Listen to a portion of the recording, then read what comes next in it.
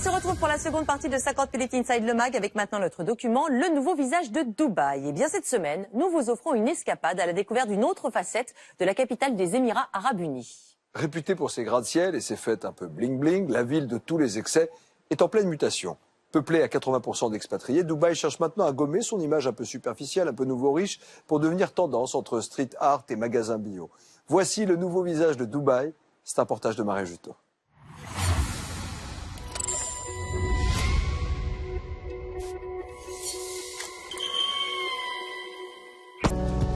Mais elle n'est pas la seule femme à faire bouger les lignes. Zeina Kanan a 31 ans. D'origine palestinienne, elle fait partie d'un groupe de jeunes expatriés que l'on surnomme les Dubai Kids, les mômes de Dubaï. Tous partagent l'ambition d'améliorer la qualité de vie dans l'Émirat. Alors avec sa petite sœur Rania, elles se sont lancées il y a 2 ans dans le recyclage de bicyclettes. Ça va, il est super beau. Je pense qu'on n'a rien oublié. Il faut juste cacher les derniers petits défauts et l'essayer. Mais quels défauts? Les petites taches là. Les 2 sœurs restaurent et customisent entièrement de vieux vélos qu'elles importent d'Asie. Derrière ce projet, l'ambition d'imposer ce mode de transport au pays du 4x4 et de sensibiliser les habitants à l'environnement. Vous savez, maintenant à Dubaï, le gouvernement investit beaucoup pour promouvoir la santé, le bien-être, le mieux vivre. Et nos vélos vont exactement dans ce sens. C'est de l'économie équitable, ils sont fun, et puis ils offrent un nouveau mode de vie, voilà. Ces vélos branchés et colorés sont vendus à partir de 300 € sur leur site internet. Mais pour séduire un maximum de clients, les 2 sœurs ont aussi un terrain de chasse idéal, un lieu étonnant au pays du béton.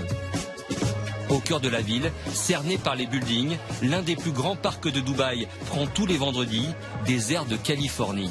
Bienvenue au Hype Market.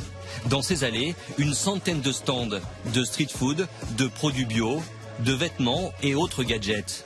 Un rendez-vous tendance pour de nombreux Dubaïotes qui viennent s'y détendre en famille le week-end venu. Pour Zaina et Rania, c'est l'occasion idéale de mettre en avant leur vélo fraîchement relooké. Oh, il est si mignon! Alors pour tous nos vélos, le panier est inclus, la dynamo, les phares, l'antivol bien sûr, donc pas de problème. Oh, je l'adore, j'en veux vraiment un. Nous aussi, on veut que vous en ayez un. Sur leur stand, les visiteurs défilent et les vélos séduisent particulièrement les expatriés d'origine européenne, comme cette Anglaise de Londres qui a un peu le mal du pays. C'est comme le vélo que j'ai chez moi à Londres, c'est presque le même et il me manque. Il ne faut pas oublier que 80% des gens qui vivent à Dubaï sont des expatriés qui viennent d'Europe, des États-Unis, d'Afrique ou d'Asie. Ici, les gens débarquent avec leur culture et ils ont envie de retrouver certaines habitudes, certains réflexes, parce qu'ils ont besoin de se sentir chez eux. Une population d'expatriés parfois un peu déboussolée dans cette ville champignon en chantier permanent.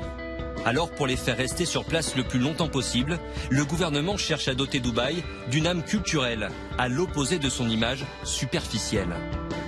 En août dernier, le premier opéra a notamment ouvert ses portes dans un lieu stratégique, au pied de la tour Burj Khalifa.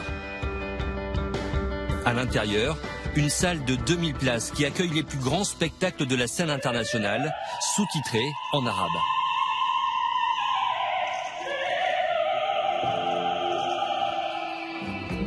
Et voilà, c'est terminé pour 50 minutes Inside le Mag. Merci de nous être toujours aussi fidèles. Juste après le journal de 20h, retrouvez Michel Bernier en direct sur scène, au théâtre. Avec Ariel Dombal, avec Patrick Braoudé, c'est pour Folle Amanda. C'est un événement. Hein. C'est un classique. Hein. Ah ouais. On l'a pas vu depuis longtemps à la télévision. On adore. Des bisous. Salut, bye. Bye.